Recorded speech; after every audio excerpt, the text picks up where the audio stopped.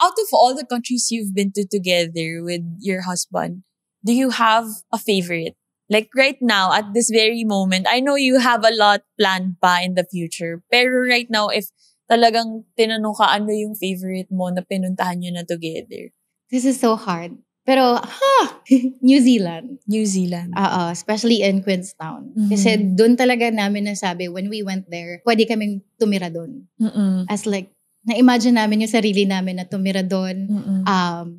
Magpalaki ng tupa, ng baka. As in, ganun. Yes. Kasi probinsyana ako, probinsyano din siya. Hindi kasi kami like into city life. So that's why when we saw New Zealand sa Queenstown, like, we fell in love with the place. Na-imagine na namin sarili namin na titira doon. Kasi ang ganda talaga. Sobrang dami niyo ng cultures na nakita. Sobrang daming, let's say, places, experiences that you have already seen and been to. But what do you do to connect to the current culture or like to the current destination that you are in? Because sometimes, diba, it's hard to fly to another country.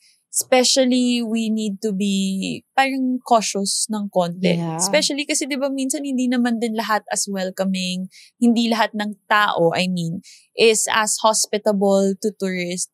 So what do you do to stay connected to that destination or let's say to that culture? First is I do my research. But minsan, doing my research is not enough to actually learn everything. So by the time na I post something as well, I get to learn it from the comment section. Yung mga taong nakatira na doon, yung mga Pinoy na nandun. So that's also my way of like learning more about the culture and like parang immersion na din siya. Like talk with the locals or like if you have a local guide, ask more questions. Normally na ginagawa din namin.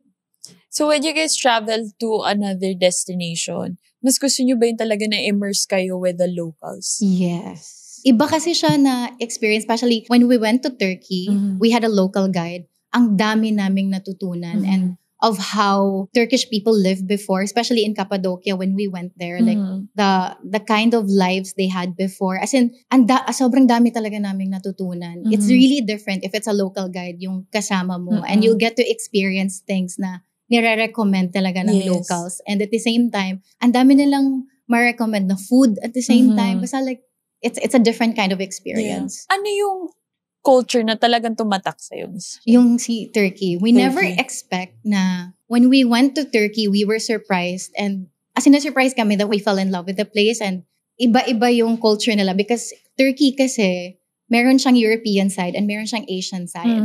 And when you travel from one place to another, you'll get to see like the difference from both. And very interesting lang, like, they get, yung especially sa Cappadocia, they live on a cave houses. Parang, basta ibang klaseng culture sila meron doon. And we were surprised na we fell in love. Kasi we have low expectations lang talaga when we went to Turkey. But after the trip, as in, we fell in love talaga with the place. Yeah. Kasi, let's say for someone like me who has not been to Turkey, ang iisipin ko lang sa kanya is that, yung balloon.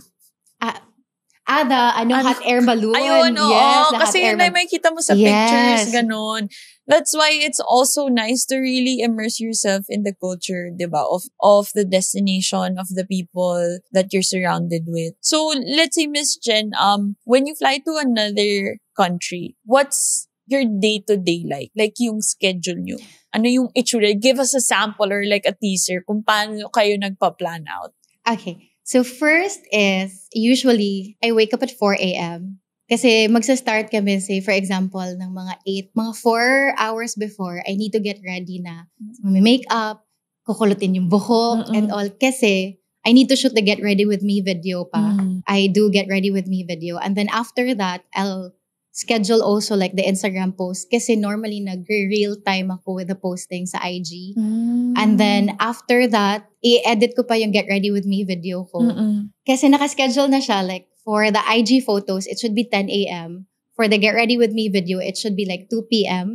Philippine time. So, if may mga time difference, like, minsan, I need to wake up at 3 a.m. to post it. Kasi, because of the time difference. Pero nung Europe, I need to wake up like mga 5 to post the 10 a.m. na IG. Or like, pwede naman siya schedule post. Pero yun, like, I wake up normally mga 4 or 5 a.m. And then after that, gagala na kami ng 8 a.m.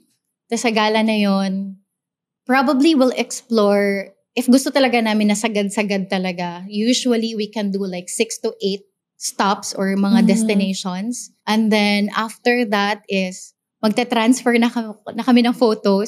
So while nasa bus, minsan kapag nasa bus or nasa train, doon ako nag-i-edit. That's why I need to carry like headset sa akin kasi nag-i-edit na ako for TikTok or I'll edit my photos na. And minsan nakaka-uwi kami ng mga around 10 p.m. Yeah. Or like siguro mga 9 if gusto namin mas early. And then I'll do it over and over again. Yeah. 4 a.m.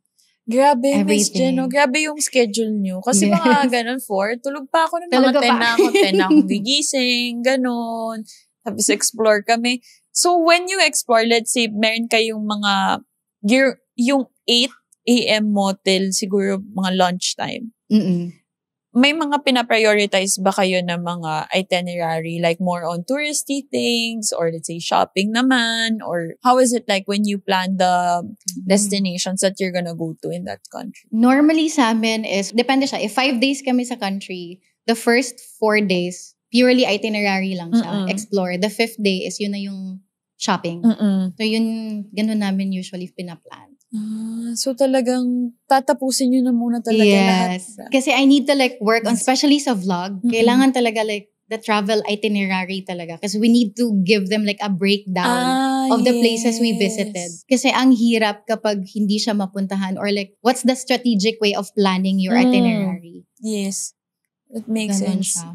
Okay, gets. Kasi parang, pag inisip ko kasi parang, di ba pwede mag-shopping ka muna bago ka pumunta sa kabilang. Hindi. Ano muna, work, yun nga, work muna before like, para sa amin dalawa. So kapag nag-e-explore kayo ng city, kasi diba yung iba, hindi naman sila mahilig sa food.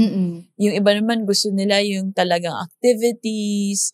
Meron ba kayong mga favorite na activities? Do you attend classes? Or mas gusto nyo nag-explore muna ng food? Gusto nyo ba ng cultural immersion? Food classes, hindi namin siya masyadong ginagawa. So more on like the adventurous stuff, yung ginagawa namin, and mga touristy stuff. And if may mga, along the way, if may mga locals kaming namimit, tapos they'll recommend it, then we will try it at the same time. So may mga changes din along the way with our itinerary. So mga ganun siya. Ito, Ms. Jen, question ko, since sanay ka na sa medyo planned out na itinerary, how do you deal with uncertainties? Like, let's say, di ba, usually when we travel, may mga ganun na, late sa schedule, sarado.